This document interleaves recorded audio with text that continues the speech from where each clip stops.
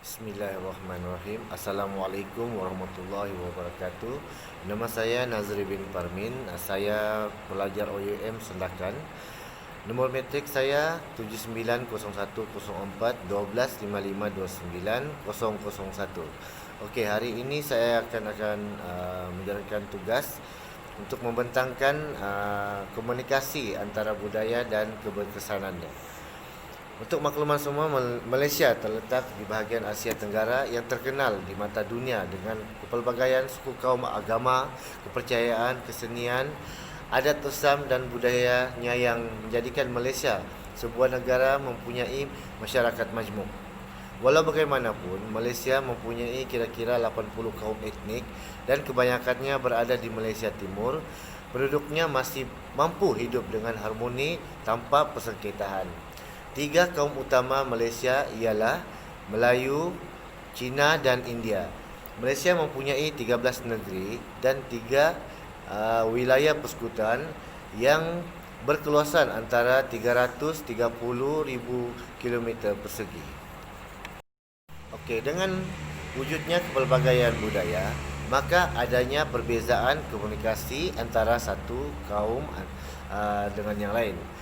Sebagai contoh, kaum Melayu menggunakan bahasa Melayu, kaum Cina menggunakan bahasa Mandarin, Hokkien, Hakka, Kantonis, Tiao, manakala kaum India menggunakan bahasa Tamil, Telugu, Malayalam, Hindu sebagai bahasa pengantar di dalam kehidupan seharian. Perbezaan komunikasi ini tidak termasuk lagi dengan kaum-kaum lain Malaysia yang mempunyai dialek yang berbeza digunakan dalam kehidupan seharian mengikut daerah dan negeri yang didiami. Malaysia juga kaya dengan budayanya. Budaya bermaksud cara hidup yang dimiliki oleh sebuah kelompok orang yang diwarisi dengan generasi ke generasi dengan proses penyesuaian. Dengan erti kata lain, tiada masyarakat, tiadalah budaya. Dalam negeri majmuk seperti Malaysia, setiap kaum sudah pasti akan berkomunikasi antara satu sama lain. Secara umumnya, komunikasi adalah proses pertukaran, pengiriman dan penerimaan maklumat antara dua atau lebih individu mengenai bentuk lisan, pertulisan dan bahasa isyarat. Untuk itu, cabaran-cabaran komunikasi budaya, andainya sesuatu pemahaman di penolakan boleh timbul sebab orang-orang merasa bahawa ada kesamaan antara manusia di seluruh dunia yang dapat membuat proses berkomunikasi menjadi mudah. Sayangnya, mereka mengabaikan fakta bahawa bentuk-bentuk adaptasi terhadap keperluan biologis dan sosial serta nilai-nilai kepercayaan dan sikap di sekeliling mereka adalah sangat berbeza antara satu budaya dengan budaya yang lain. Oleh kerana untuk pemahaman yang automatik, setiap penemuan hendaklah dilakukan sebagai kes peribadi, menjadi perihal apa saja yang berhubung kait dengan makna, persepsi dan komunikasi yang dipegang dan melaluinya di sana. Perbezaan bahasa satu permasalahan dalam penggunaan bahasa adalah apabila seseorang hanya memerhatikan satu markah sahaja dengan satu kata atau fasa yang ada pada bahasa baru tanpa mempedulikan konotasi atau konteksnya. Kesalahan interpretasi bukan lisan. Orang-orang daripada budaya yang berbeza mendiami realiti sensori dengan berbeza pula. Mereka melihat, mendengar dan merasakan hanya pada apa yang dianggap bermakna bagi mereka. Stereotip merupakan penghalang dalam komunikasi sebab ia mencampuri cara pandang yang objektif terhadap satu rangsangan. Stereotip muncul kerana ia telah dibangunkan dengan kuat sebagai mitos atau kebenaran sejati oleh kebudayaan nasional sesuatu dan kerana ia terkandung rasional merasionalkan prasangka. Okey, kecenderungan untuk menilai. Faktor penghalang lain untuk memahami orang-orang yang berbeza budaya adalah kecenderungan untuk menilai, untuk menerima atau menolak pernyataan dan tindakan daripada orang atau kumpulan lain. Sebelum memahami fikiran dan perasaan yang disampaikan oleh orang lain mengikut sudut pandangannya, kebudayaan setiap orang atau cara hidupnya selalu terlihat benar, tepat dan alami. Bias ini mencegah pemikiran yang terbuka pada sesungguhnya diperlukan untuk melihat sikap dan perilaku daripada sudut pandangan orang lain. Kebimbangan tinggi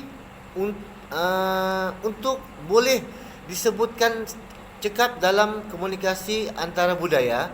Seseorang harus mampu mengatasi masalah yang ada, termasuk adalah kekhawatiran ketika berinteraksi dengan individu dari bahasa yang berbeza. Untuk itu, cara mengatasi komunikasi budaya, halangan komunikasi dapat diatasi dengan memahami budaya orang lain sebelum berinteraksi dengannya. Seperti yang kita tahu, budaya terdiri daripada bahasa dan perilaku budaya orang lain. Kita perlu memahami konsep budaya dan faktor berkaitan untuk meningkatkan keberkesanan komunikasi.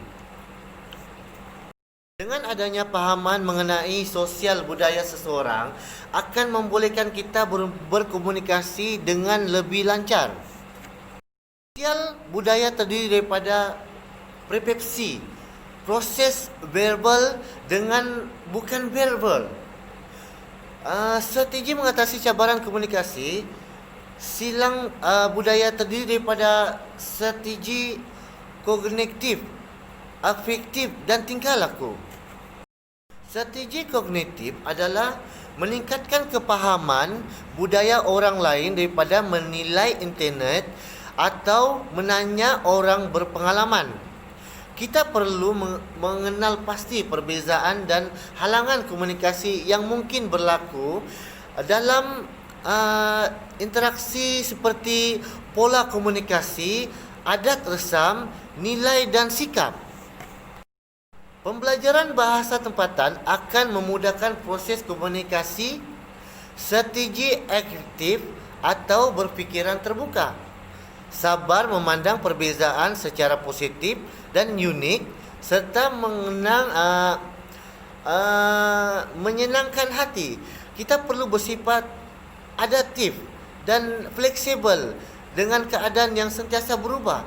Kita perlu sedia berkompromi, mempunyai sikap diplomasi dan sensitif kepada situasi. Tingkah laku terbagi kepada akomodasi dan divergen. Akomodasi ialah memberi penumpuan ketika orang lain sedang bercakap dan cuba memahami apa yang disampaikan olehnya. Kita harus perlahan kadar bercakap. Ulang perkataan yang berpotensi disalah dengar atau menimbulkan salah faham. Contohnya apabila dia berkata laju, kita hendaklah bertanyakan semula, apa? Contohnya seperti itu. Sesuaikan tabiat komunikasi dengan sentiasa serta memberi masa kepada komunikator untuk menyampaikan mesej. Manakala divergen pula adalah individu yang akan cuba mengelakkan daripada berinteraksi dengan orang lain, elak daripada suasana yang mungkin akan menimbulkan konflik, tidak mengambil berat terhadap konflik yang timbul dan menunjukkan perbezaan dari segi tabiat komunikasi. Okey, demikian itulah tadi pembentangan yang dapat saya sampaikan untuk tugasan saya pada kali ini. Sekiranya saya mengalami kekurangan, maafkan saya. Itulah yang ada pada yang terdapat di dalam diri kita. Dengan itu saya ucapkan ribuan terima kasih dengan Assalamualaikum warahmatullahi wabarakatuh. Jumpa lagi. Bye bye.